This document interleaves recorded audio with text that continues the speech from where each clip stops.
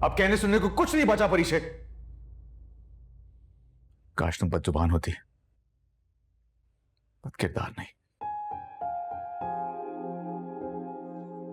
मैं कभी तसव्वुर भी नहीं कर सकती थी कि बारी का मुझ पर से एतबार उठ जाएगा। बारी के बगैर तो एक लम्हा भी 100 सालों के बराबर लगता है।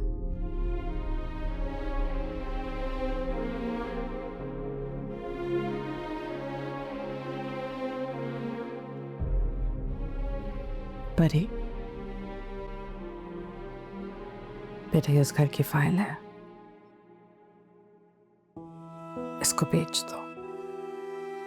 बेटे इसको बेचकर जो कर्जा लिया है वो लौटा दो। देखो रकम कम नहीं है, इस तरह तुम कभी नहीं लौटा पाओगे। सच तो यह है कि अब हमें इसकी जरूरत भी नहीं है। काशिफ के एक्सीडेंट के बाद आलम और रुमैसा टूट चुके हैं बेटे। इस घर को हमारी जरूरत है।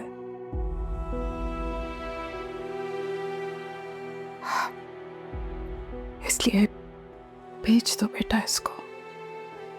बेच के अपना रिश्ता बचा लो। पारी का जो तुम पे भरोसा टूटा है, परी उसको दोबारा बहाल कर लो। बेटे मेरी तो ये समझ में नहीं आता कि इतना बड़ा फैसला उसको बगैर बताए तुमने ले कैसे लिया। बेटे उसको बता तो देती। कैसे बताती अम्मी? मैं कैसे बताती बारी को कि मैं किस चीज के लिए कर्जा ले रही हूँ? मेरी जान, इतना बड़ा फैसला करने की जल्दी क्या थी? सुबह की कॉल आती थी तो वो मुझे बताती थी रुमैसा आंटी के बारे में। हर वक्त मेरा दिल डरा रहता था कि पता नहीं रुमैसा आंटी क्या कर रही होंगी, आप ठीक है नहीं है, वो क्या गेम खेलेंगी, आप किस परेशानी में मुब्तला होगी। अम्मी मना भी करती थी उसको, लेकिन वो सुनती कहाँ है मेरी। आप उसको क्यों कुछ कह रही हैं अम्मी? बस की बड़ी बहन हूं, वो मुझे ना कहती तो फिर किसको कहती? मैं चाहती थी आपके लिए घर बनाऊं।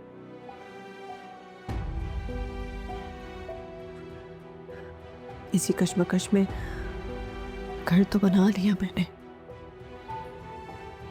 लेकिन बारी को खो दिया।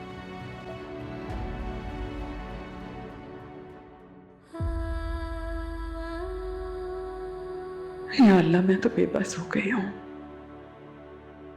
तो ही कोई रास्ता बना दे। हेलो,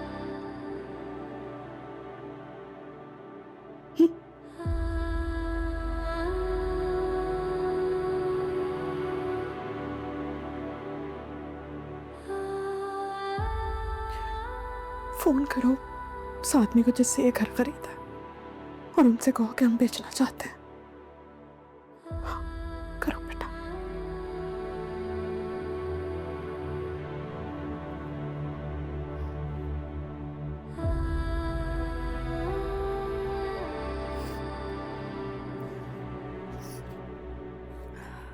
हेलो जी, कहिए।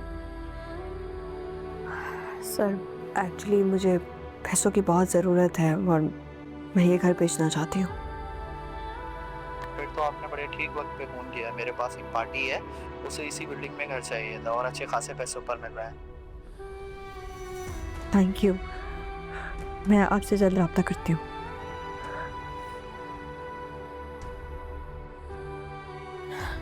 हमें एक क्लाइंट है जिसे ये बिल्डिंग चाहिए थी।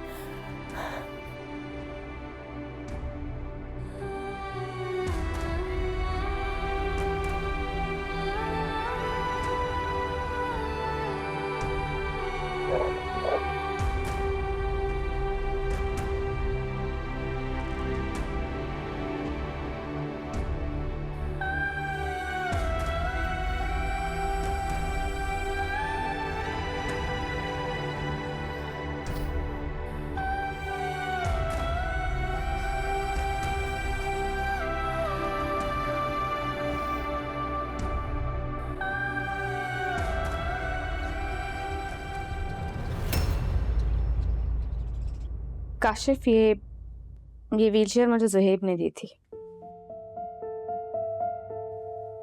लेटेस्ट है बिल्कुल, पर अब तो किसी काम की नहीं है मेरे।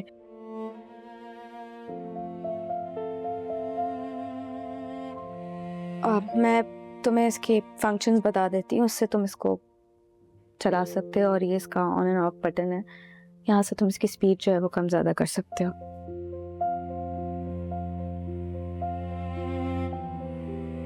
मैं आती हूँ।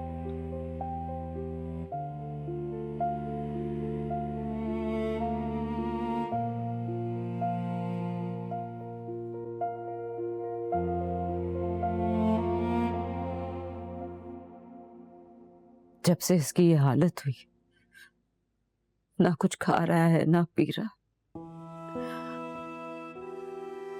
मुझसे इसकी ये बेबसी नहीं देखी जा रही।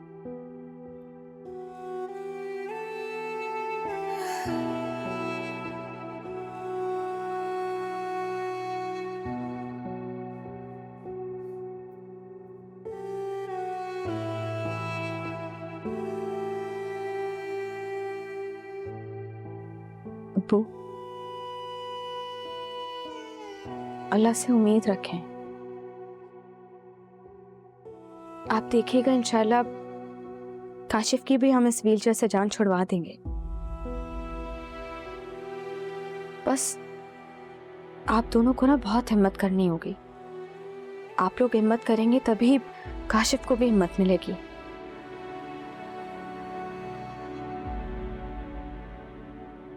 मैंने तो अपने इलाज के लिए पता नहीं कहाँ नहीं धक्के खाए,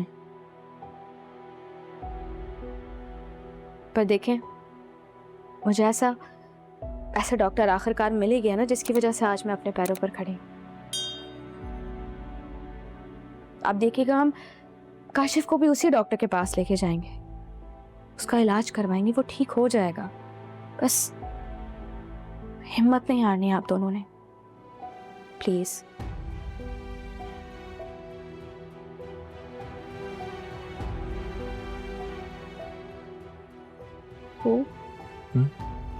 मैं भी डॉक्टर बनने वाली हूँ।